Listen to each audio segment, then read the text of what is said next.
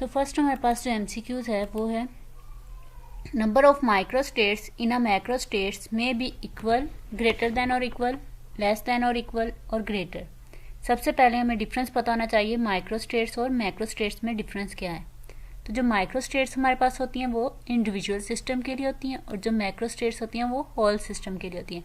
यानी macro states के अंदर काफ़ी सारी जो हमारे पास है वो माइक्रो स्टेट्स भी होती हैं। अब वो यहाँ पे पूछा गया है कि इक्वल है, ग्रेटर देन और इक्वल है, लेस देन और इक्वल है या फिर ग्रेटर है।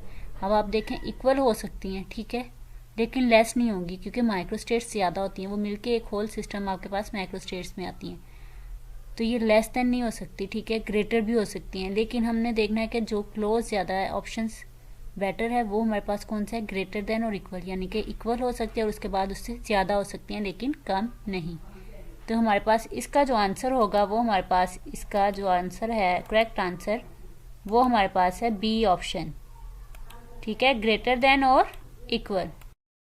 सेकंड हमारे पास है यहाँ पर जो option MCQs, mu space associated with a dash, whole system, single molecule, molecules, all of these. तो अब यहाँ पे सबसे पहले हमें म्यू स्पेस जो है वो हमारे पास दो स्पेस होती हैं, एक गैमा स्पेस और म्यू स्पेस। तो जो म्यू स्पेस होती है वो हमारे पास सिंगल मॉलिक्यूल के लिए, सिंगल पार्टिकल के लिए होती है और जो हमारे पास गैमा स्पेस होती है वो होल सिस्टम के लिए होती है, ठीक है। तो इसलिए जो इसका करेक्ट आंसर है वो हमारे पास इसका है सिंगल मॉलिक्यूल, ठीक है, यानी कि बी ऑप्शन। तो नेक्स्ट हमारे पास थर्ड ऑप्शन है face space is a 3 dimensional space, 4 dimensional, 5 या 6। तो फेस स्पेस की हमने डेफिनेशन की थी, यहाँ आप क्लियर कर सकते हैं हमारे लेक्चर से, जो फेस स्पेस वाला है उसमें हमने डेफिनेशन की थी। फेस स्पेस जो है वो 6 डायमेंशनल है, जिसमें 3 आपके पास आ जाती हैं पोजीशन स्पेस और 3 आपके पास कौन सी होती हैं, मोमेंटम कोऑर्डिनेट्स। 3 पोजीशन कोऑर्डिनेट्स आ जाते हैं, एक्स जिसमें आपके पास एक्स, वाई एंड जी, और 3 आपके पास मोमेंटम कोऑर्डिनेट्स आ जाते हैं जिसमें आपके पास आ जाता है P X, P Y and P ji.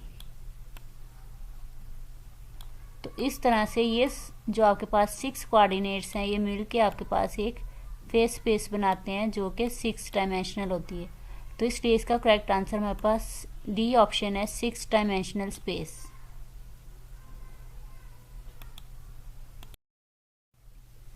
Next हमारे पास फोर्थ नंबर पे है in canonical examples the individual systems are separated by, कि जो हमारे पास कैनोनिकल एग्जाम्पल्स होते हैं उनमें इंडिविजुअल सिस्टम जो है उसको सेपरेट किस तरह से हमने करते हैं। रिजिड होता है, परमिएबल, कंडक्टिंग वाल्स, या फिर rigid, impermeable, conducting walls, rigid, impermeable, non conducting walls. इसमें पहले हमें इनका मेन डिफरेंस पता होना चाहिए। हमारे पास 3 टाइप्स के जो हैं वो एग्जाम्पल्स होते हैं, माइक्रो कैनोनिकल्स, कैनोनिकल्स और ग्रैंड कैनोनिकल्स। तो जो हमारे पास माइक्रो कैनोनिकल्स होते हैं उसमें हमारे पास जो सिस्टम होता है वो रिजिड होता है, इम्परमिएबल होता है, ठीक है, और साथ में इंसुलेटेड वॉल्स होती हैं।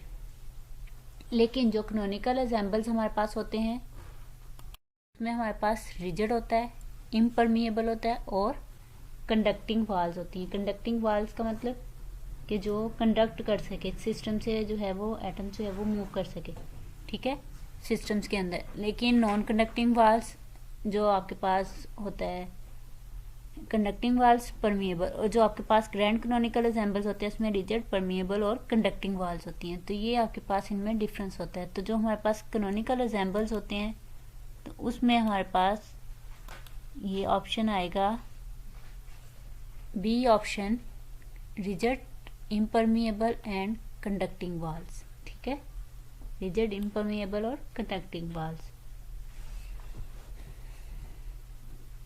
अंडरस्टैंड कर सकते हैं जो टाइप्स ऑफ एग्जाम्पल्स वाला हमारा टॉपिक है उससे, ठीक है, डिटेल में आप इसको कर सकते हैं। तो नेक्स्ट हमारे पास है Maxwell-Boltzmann law is for the indistinguishable particles, distinguishable particles, indistinguishable particles, and particles with half integral spin, particles with integral spin. तो ये जो हमारे पास होता है मैक्सवेल बोल्ट्जमैन लॉ, ये हमारे पास होता है डिस्टिंग्विशेबल पार्टिकल्स के लिए होता है, ठीक है। क्योंकि ये जो हमारे पास लॉ अप्लाई होता है ये हमारे पास डिस्टिंग्विशेबल पार्टिकल्स के लिए होता है, जिसमें हम जो बेसिकली क्लासिकल पार्टिकल्स होते हैं, एटम्स, मॉलिक्यूल्स, इस तरह के उसमें सारे एटम्स और मॉलिक्यूल्स आ जाते हैं, हम उसको डिस्टिंग्विशेबल कर सकते हैं, ठीक है। तो नेक्स्ट हमारे पास है Maxwell Boltzmann statistic can not be applied to. अब देखें, अभी जैसे मैंने आपको बताया कि जो मैक्सवेल बोल्ट्जमैन है उसमें हम डिस्टिंग्विश पार्टिकल्स के लिए कर सकते हैं, ठीक है। अब आपके पास यहाँ पे फोर्थ जो है वो पार्टिकल्स गिवन है, एटम्स, मॉलिक्यूल्स, फोटॉन्स और लेटस। अब इनमें से कौन से ऐसे पार्टिकल्स हैं जिसको हम डिस्टिंग्विशेबल नहीं कर सकते, तो वो हमारे पास उस पर अप्लाई नहीं होगा मैक्सवेल बोल्ट्जमैन स्टैटिस्टिक्स। तो वो हमारे पास आ जाते हैं फोटॉन्स, बिकॉज आपको पता है कि हर एक जो फोटोन होता है वो उसके इनडिस्टिंग्विशेबल होता है, डिफरेंट होता है, ठीक है, जिसको हम डिफ्रेंशिएट नहीं कर सकते दूसरे पार्टिकल, दूसरे फोटोन से। तो इस तरह से जो हमारे पास मैक्सवेल बोल्ट्जमैन स्टैटिस्टिक्स है वो can not be applied to photons, ठीक है। तो लास्ट हमारे पास है which one of the following process irreversible. Process हमारे पास रिवर्सिबल और इरिवर्सिबल प्रोसेस हम लोगों ने पढ़ा है थर्मोडायनामिक्स और स्टैटिस्टिकल की, कि किस तरह से ये होते हैं हमारे पास रिवर्सिबल रिएक्शंस और इरिवर्सिबल रिएक्शंस, ठीक है। इरिवर्सिबल रिएक्शंस ऐसे होते हैं जिसमें वो मेन दोबारा से उसी कंडीशन में नहीं आते, लेकिन रिवर्सिबल जो है वो बैक और एक्शन और रिएक्शन दोनों में चले जाते हैं, ठीक है। तो ये क्या आ जाता है, slow compression of N elastic spring, ठीक है। इलास्टिक स्प्रिंग आप देखें, उसको आप जब प्रेस करते हैं तो वो फिर से अपनी पोजीशन में आ जाता है, ठीक है। इसी तरह से operation of substance in isolated vessels, अगर वेसल्स में है वो भी इस तरह से हो जाते हैं। So compression of a gas, a chemical explosion, ये जो आपके पास धमाका टाइप होता है उस वो अपने दोबारा उसी कंडीशन में नहीं आता, इसलिए इसका मतलब कि यहाँ पर हमारे पास डी ऑप्शन जो है वो करेक्ट है, वो इरिवर्सिबल रिएक्शंस के लिए, ठीक है। 7 का हमारे पास डी ऑप्शन आएगा। हमारे पास 8 ऑप्शन जो है वो है in which process the specific volume remains constant, ठीक है। हमारे पास 4 प्रोसेस होते हैं, एडियाबैटिक है, आइसोबैरिक है, आइसोकोरिक है, ठीक है। तो इस तरह से एक में प्रेशर, वॉल्यूम और इसी तरह से जो हीट है वो कांस्टेंट होती है। तो यहाँ पर हमारे पास ऐसा कौन सा प्रोसेस है जिसमें हमारे पास जो है वो वॉल्यूम्स कांस्टेंट रहता है, आइसोबैरिक है। आइसोबैरिक हमारे लिए प्रेशर के लिए यूज़ होता है, ठीक है, इसमें प्रेशर कांस्टेंट रहता है। इसको आप साथ में लिख भी सकते हैं ऐसे कि इसमें हमारे पास प्रेशर कांस्टेंट होता है, ठीक है। लेकिन जो आइसोमेट्रिक और आइसोकोरिक एक के ही 2 नाम है, ठीक है। इनमें हमारे पास जो है वो वॉल्यूम जो है वो कांस्टेंट रहता है। अब आप बी और सी ऑप्शन पे टिक नहीं कर सकते क्योंकि डी ऑप्शन में आपके पास है both B and C option. तो अगर दोनों में से आप एक पे करेंगे तो आपका ये जो है वो रॉन्ग हो जाएगा, ठीक है। क्योंकि जो आपने पहले देखना है, ठीक है, ये आइसोमेट्रिक है, ठीक है, आप इस पर करेक्ट कर दें। आइसोकोरिक है, ठीक है, आप इस पर क्लिक कर सकते हैं। दोनों में से कोई भी आपके पास ऑप्शन ठीक है, लेकिन जब आपके पास थर्ड में मौजूद है कि बोथ बी एंड सी, तो फिर आप इसको प्रेफर करेंगे, ये आपका आंसर होगा, ठीक है। इस तरह से अगर कोई एमसीक्यूज आए तो उसमें आपने सारा देखना है कि बोथ वाला ऑप्शन भी है या सिंपल एक वाला है।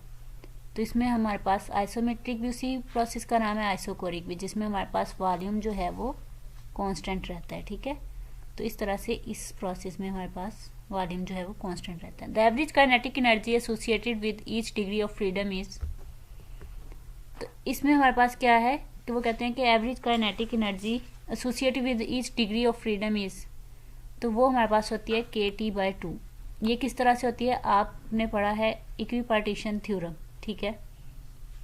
तो इक्विपार्टीशन थ्योरम के अकॉर्डिंग जो है वो काइनेटिक एनर्जी एसोसिएट करती है हर ईच डिग्री ऑफ फ्रीडम के साथ। अब ईच डिग्री ऑफ फ्रीडम हमारे पास क्या होती है, total number of independent quantities, ठीक है। ऐसी क्वांटिटीज का टोटल नंबर जो इंडिपेंडेंट होती है वो हमारे पास कहलाती हैं डिग्री ऑफ फ्रीडम।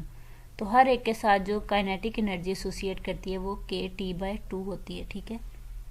नेक्स्ट हमारे पास है the sum of all the microscopic form of energy is called total energy, phase energy, system energy, internal energy. तो जब हमारे पास एक सिस्टम होता है तो उसमें जो हमारे पास एनर्जीज होती हैं, टोटल काइनेटिक एनर्जी भी होती है, पोटेंशियल एनर्जी भी, ठीक है, इस तरह से हमारे पास जो है वो एनर्जीज होती हैं। लेकिन जो सम ऑफ ऑल द एनर्जीज होते हैं ना, माइक्रोस्कोपिक फॉर्म में हो या वैसे आपके पास sum of all the energy system की हो, तो वो हमारे पास ऑप्शन होता है इंटरनल एनर्जी, ठीक है। तो यहाँ पर हमारे पास डी ऑप्शन करेक्ट है कि इंटरनल एनर्जी।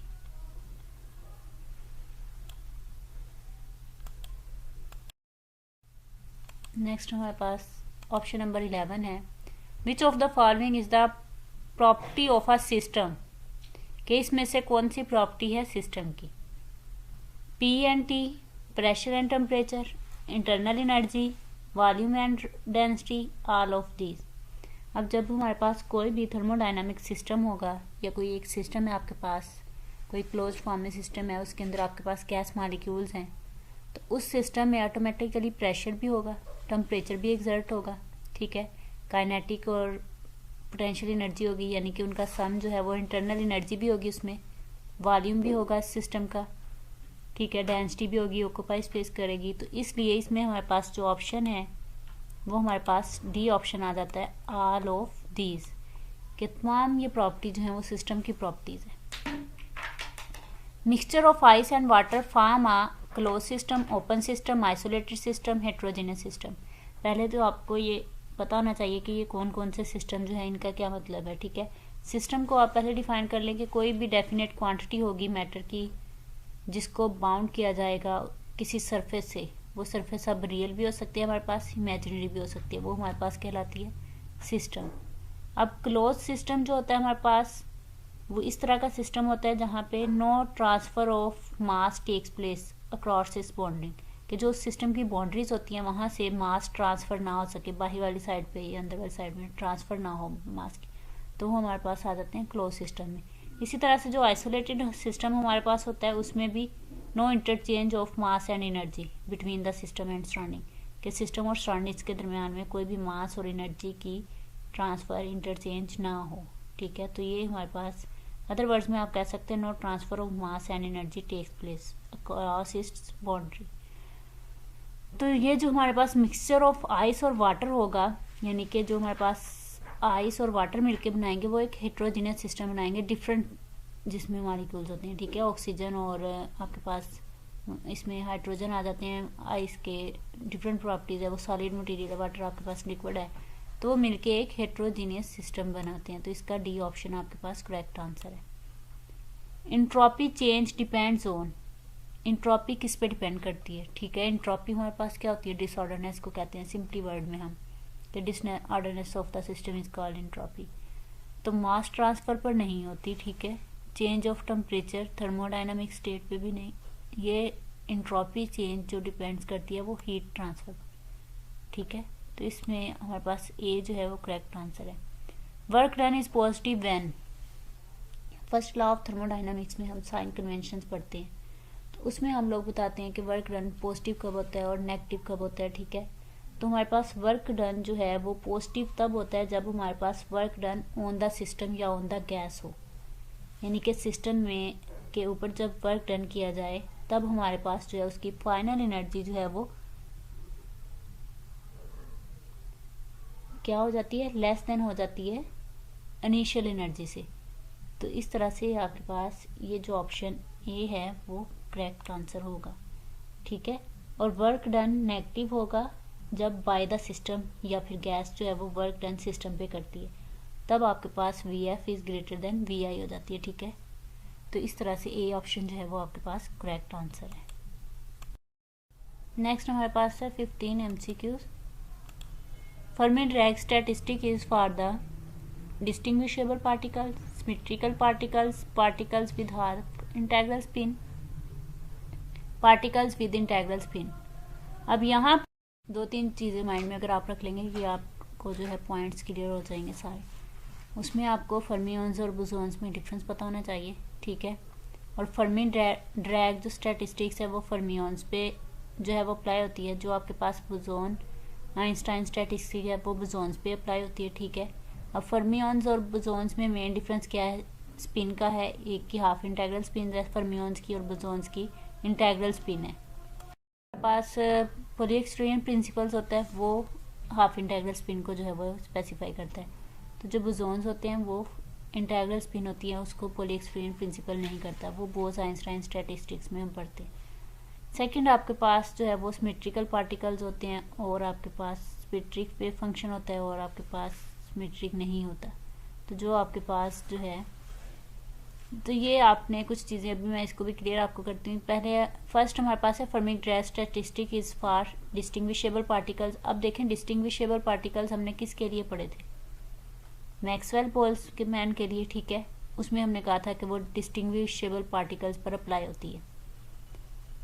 तो सिमेट्रिकल पार्टिकल्स भी नहीं होंगे, particles with half integral spin जो आपके पास होते हैं फर्मियंस, ठीक है। तो इस तरह से हमारे पास इस क्वेश्चन का आंसर जो है वो सी ऑप्शन होगा, particles with half integral spin यानी कि फर्मियंस। उसके लिए फर्मी-डिराक स्टैटिस्टिक जो है वो अप्लाई होती है। नेक्स्ट आपके पास है the difference between fermions and boson is that bosons do not obey dash principle, Aufbau principle, Pauli exclusion principle, Hund's rule, Heisenberg uncertainty. अब इन सब रूल्स की आपको डेफिनेशंस का पता होना चाहिए। ऑफ-बाउ प्रिंसिपल आपके पास क्या है, ठीक है, एसपीडी, जो आप उसको डिफरेंट उसमें उनकी लिखते हैं आप ऑपरेशंस, उसमें आप अप्लाई करते हैं। पॉली एक्सक्लूजन प्रिंसिपल जो है वो हाफ इंटेग्रल स्पिन के लिए होता है, ठीक है। मैक्सिमम मल्टीप्लिसिटी के लिए हंग्स रूल जो होता है, हाइजेनबर्ग का आपको पता है 2 डेफिनेशन होती हैं, वो अनसर्टेनिटी के लिए यूज होता है।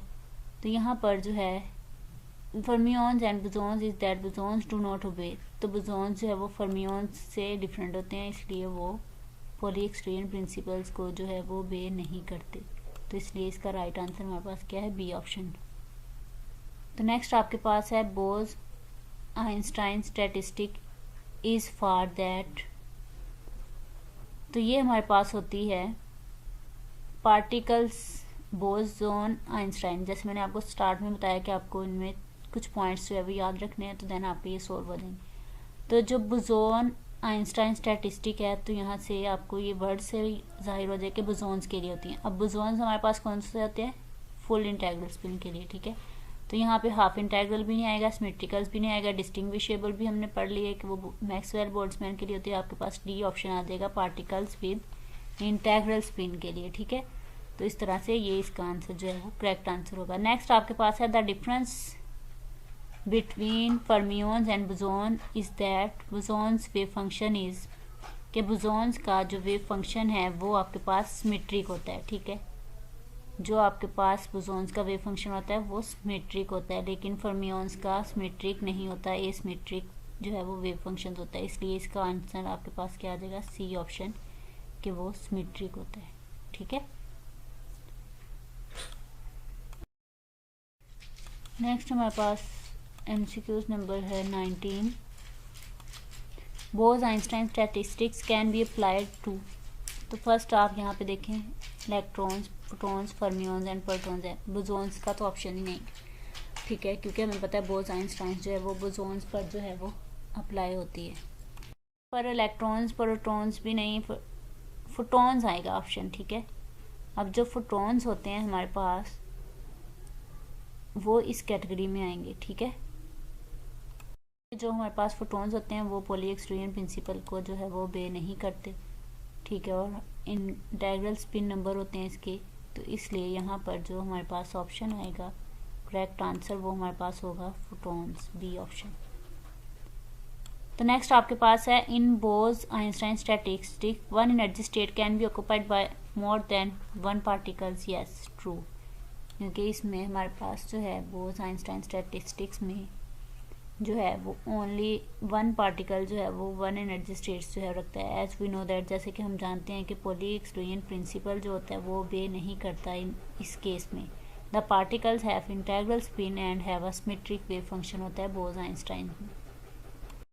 तो नेक्स्ट है when bosons are cooled to a low enough temperature their behaviour changes, true or false, yes उनका बिहेवियर जो है वो चेंज हो जाता है, ट्रू है। क्यों उनका बिहेवियर जो है वो चेंज होता है,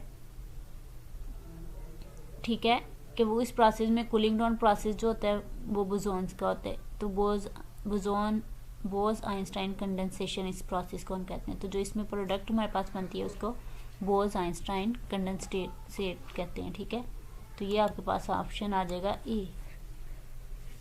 तो नेक्स्ट आपके पास है during Bose Einstein condensation all the atoms fall back to the, क्योंकि ये कूलिंग डाउन प्रोसेस है, ठीक है। इसमें हम क्या करते हैं, एटम्स को, मॉलिक्यूल्स को जो है बोसॉन्स को कूल्ड करते हैं लो टेम्परेचर पर।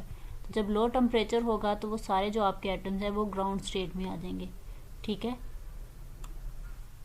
तो इस तरह से इसका ऑप्शन जो है वो ए करेक्ट होगा।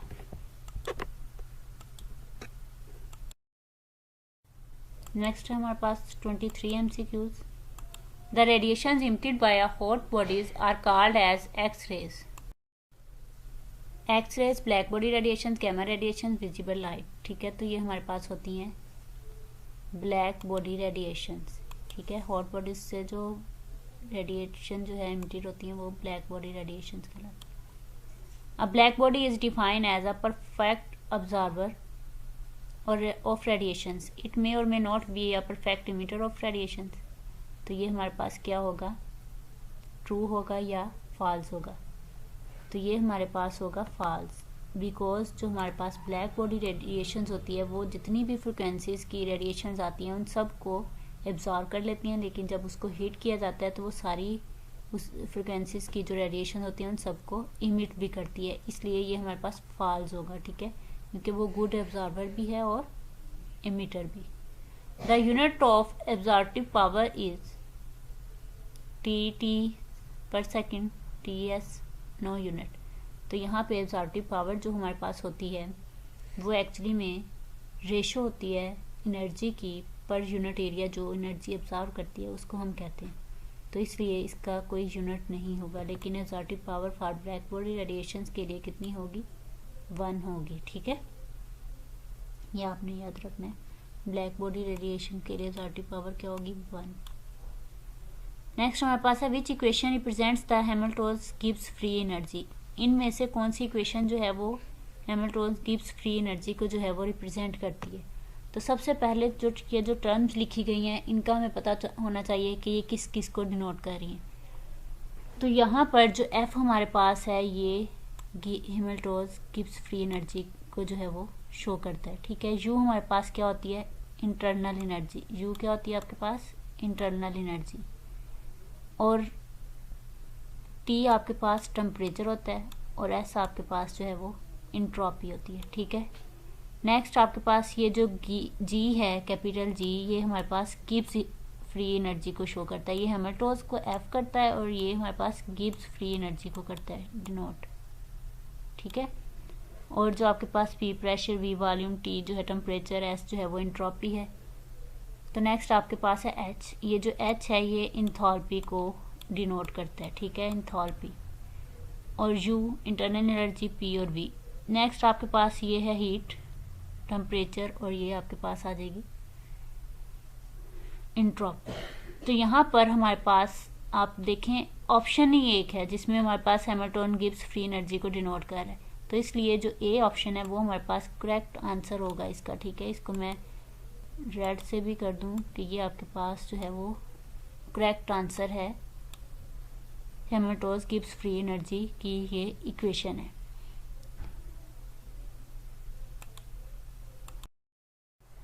तो नेक्स्ट हमारे पास है ऑप्शन नंबर 27 MCQs। तो ये आपके पास है Gibbs function is, Gibbs functions कौन सा है। अब आप यहाँ पे भी ये देख लें, सेम वही इक्वेशन है। अगर मैं इनको अगेन करूँ तो ये आपके पास फर्स्ट इक्वेशन है जो हैमिल्टोन गिब्स फ्री एनर्जी को डिनोट कर रही है। तो यहाँ पर ये देखें H जो है एंथैल्पी को डिनोट करता है। ये आपके पास सेकंड लॉ ऑफ थर्मोडायनेमिक्स है जिसमें हमारे पास एनर्जी और एंट्रोपी आ जाती है, हीट। तो यहाँ पर आप देखें एक ही फंक्शन है जो हमारे पास गिब्स फंक्शन को G से डिनोट करते हैं, तो ये आपके पास सेकंड ऑप्शन आ जाएगा G वाला, ठीक है। नेक्स्ट आपके पास है probability of an event is. अब प्रोबेबिलिटी हमारे पास क्या होती है, ठीक है, वो रेशियो होती है कि आपके पास कितने टोटल नंबर ऑफ केसेस हैं और कितने टोटल नंबर ऑफ केसेस पे आप उसको डिवाइड करते हो उस इवेंट को, जितने नंबर ऑफ केसेस अकर होते हैं, ठीक है। तो यहाँ पर टोटल नंबर ऑफ केसेस नहीं आएगा, ठीक है, क्योंकि हमें पता है कि प्रोबेबिलिटी जो है वो हमारे पास रेशियो होती है, टोटल नंबर ऑफ इवेंट्स भी नहीं आएगा। The ratio of the number of cases in which event occurs to the total number of cases. तो ये आपके पास सी ऑप्शन जो है इसका करेक्ट आंसर होगा, ठीक है। Suppose we toss a coin, then probability of the head may come up as। अब देखें, अगर आपके पास कोई टॉस करते हैं, आप कॉइन है, कॉइन पे एक तरफ हेड होता है और दूसरी साइड पे टेल, तो जब आप उसको टॉस करेंगे तो आपके पास इक्वल चांसेस है कि आपके पास हेड भी आ सकता है और टेल भी आ सकता है, यानी कि 50-50% चांसेस हैं। 50% आपके पास चांसेस हैं हेड के और 50% ही चांसेस आपके पास हैं टेल के। तो यानी कि 1/2 हाफ, यानी कि 2 है ना, कंप्लीट करेंगे तो हाफ 1 का हाफ 1/2। तो ये आपके पास डी ऑप्शन जो है वो करेक्ट आंसर होगा। तो इसी तरह से और जो है वो प्रोबेबिलिटी के रिलेटेड क्वेश्चन आपको आ सकते हैं, लेकिन आपने इसका आर्टिकल जो है वो लेक्चर्स अंडरस्टैंड करना है कि प्रोबेबिलिटी हमारे पास क्या है। तो इसलिए आपको कोई भी प्रॉब्लम नहीं होगी जब आपके पास कोई भी इससे रिलेटेड क्वेश्चन एमसीक्यूज में आ सकता है, ठीक है, कितने हेड आएंगे या टेल आएंगे, कितने परचेस चांसेस हैं, तो आप उसकी प्रोबेबिलिटी बताएं तो आप उसके फार्मूला से उसको लिख सकते हैं। हमारे पास है लास्ट आपके पास MCQs, natural process are allowed for which. जो हमारे पास नेचुरल प्रोसेस होते हैं वो, उसमें हमारे पास जो है वो डेल्टा एस जो है वो ग्रेटर होती है, ठीक है। एंट्रोपी ऑफ द सिस्टम जो है वो हमारे पास, चेंज इन एंट्रोपी जो है वो ग्रेटर होती है। तो ये 0 is greater than equal to delta S, ये रॉन्ग है आपके पास। 0 is less than or equal to delta S, ये देखिए यहाँ पे इस साइड पे ये ओपन है, इट्स मीन कि ये एंट्रोपी, चेंज इन एंट्रोपी क्या है, ग्रेटर होगी। तो इस तरफ भी ऑप्शन आपका जो है वो करेक्ट होगा। इक्वल भी हो सकती है और ग्रेटर भी, नॉट ग्रेटर वाली जस्ट नहीं आएगी। तो ये आपके आज के कुछ एमसीक्यूज थे जिस स्टैटिस्टिकल मैकेनिक्स पे इनसे रिलेटेड इसी तरह के और आपको एमसीक्यूज भी एग्जाम्स में आ सकते हैं टॉपिक से रिलेटेड। ये आपको हिंट दिया गया है कि किस तरह से आपने जो है वो टॉपिक्स को तैयार करना है और किस तरह से आपको उसमें से क्वेश्चन जो हैं वो एज एमसीक्यूज आपको एग्जाम्स में आ सकते हैं। आई होप कि आपको ये जो है आपके लिए हेल्पफुल होंगे, ये एमसीक्यूज आपको अंडरस्टैंड हो गए होंगे कि किस तरह से हमें एग्जाम्स में अटैम्प्ट करना है और किस तरह से हमें जो है वो एग्जाम्स में एमसीक्यूज आ सकते हैं। Thank you so much.